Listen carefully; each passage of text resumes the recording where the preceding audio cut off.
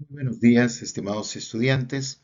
Vamos a comenzar nuestra videoclase que está referida a lo que es la evaluación de los intereses vocacionales y aptitudes en el proceso de orientación vocacional, ¿no? Recuerdan en la videoclase anterior, les había dicho que las áreas de la evaluación vocacional son el área intelectual, el área de la personalidad, ¿no?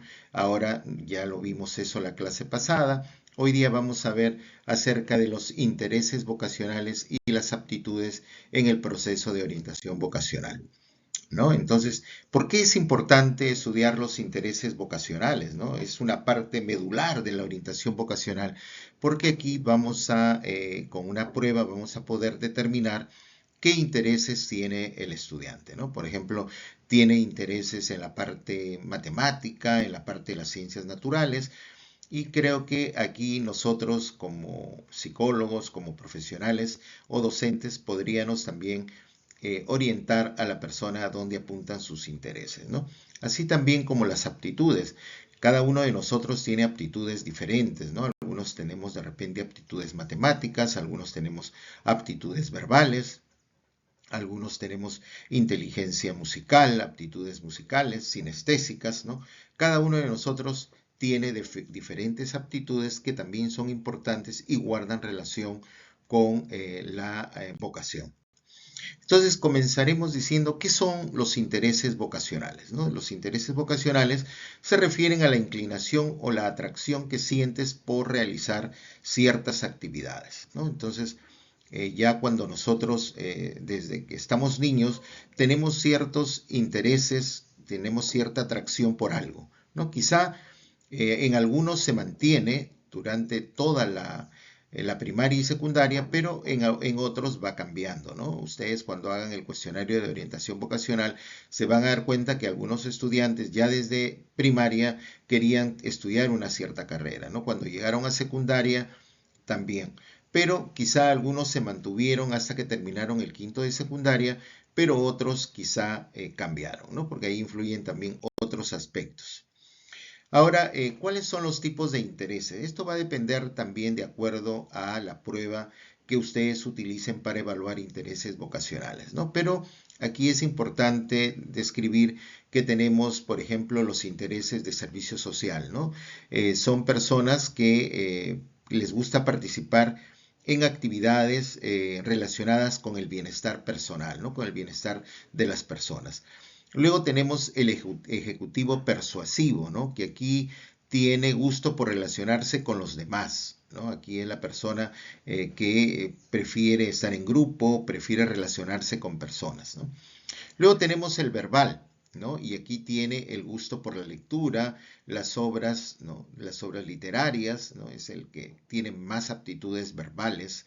El artístico plástico, que le agrada conocer o realizar actividades creativas, ¿no? Aquí estarían, por ejemplo, los artistas, los músicos, las personas que les gusta el arte, el baile, pero que quizá es una de las áreas que los padres no quieren que estudien, ¿no? Le dicen eso es un hobby, pero no quieren que estudien como carrera el arte de artístico plástico, como también ahí ustedes tienen al costado el área musical, ¿no? También el área musical, los padres tampoco quieren que los hijos estudien esta área, ¿no? Dice, eso es un hobby, pero no como una carrera y se desperdician muchos talentos, ¿no? Porque en nuestro país los padres todo lo ven universidad, pero no ven que estos aspectos creativos, musicales, ¿no?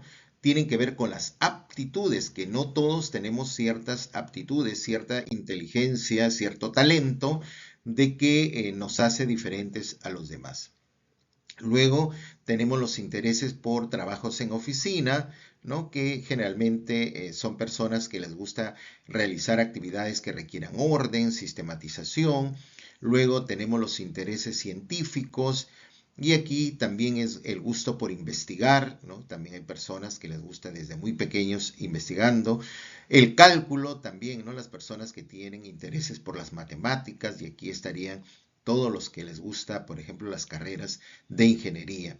El mecánico constructivo, que tiene interés por experimentar la construcción o reparar equipos o aparatos electrónicos, ¿no? Y luego el trabajo al aire libre, que las personas tienen satisfacción por practicar actividades que se realizan en lugares abiertos, ¿no?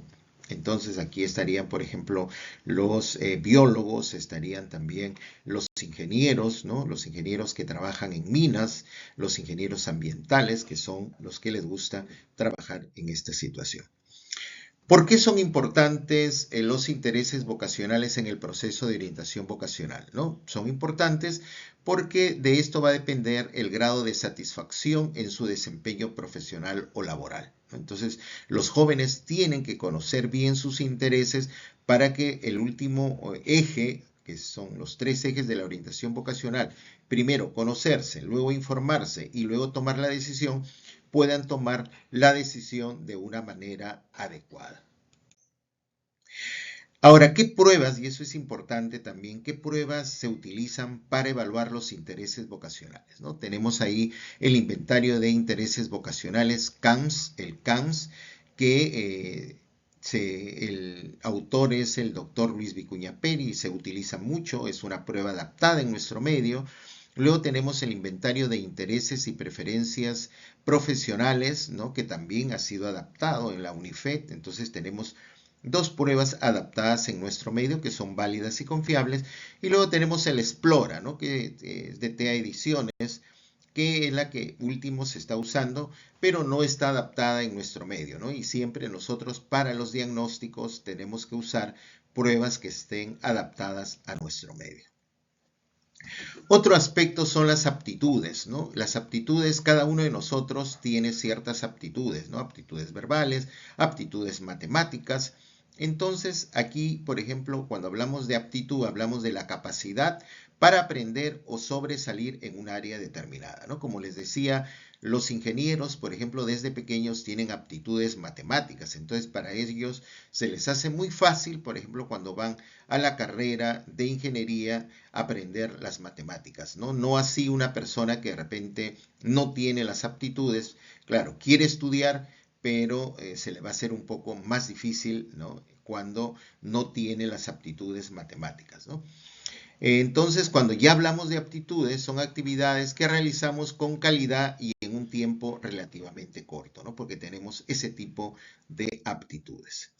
Ahora, luego cuando vemos también de aptitudes, como les decía, tenemos las aptitudes espaciales, que tenemos esa aptitud para manejar espacios, dimensiones y geometría, la aptitud verbal para comprender palabras, oraciones, ¿no? Tenemos esa facilidad en el lenguaje oral y el lenguaje escrito, la aptitud numérica también para comprender y desarrollar mecanizaciones numéricas. También tenemos las aptitudes mecánicas para comprender la transmisión de movimientos y sus disfunciones, ¿no? Entonces, tenemos una serie y que estas aptitudes se van adquiriendo a través de la educación, ¿no? Y también la experiencia, ¿no? Y también estas pruebas pueden ser evaluadas mediante pruebas. Y ahí tenemos las pruebas, el PMA, que es una prueba que mide aptitudes, el GAT, que también es una prueba que mide aptitudes, y ahí tenemos que ver aptitud verbal, numérica, espacial, abstracta y general.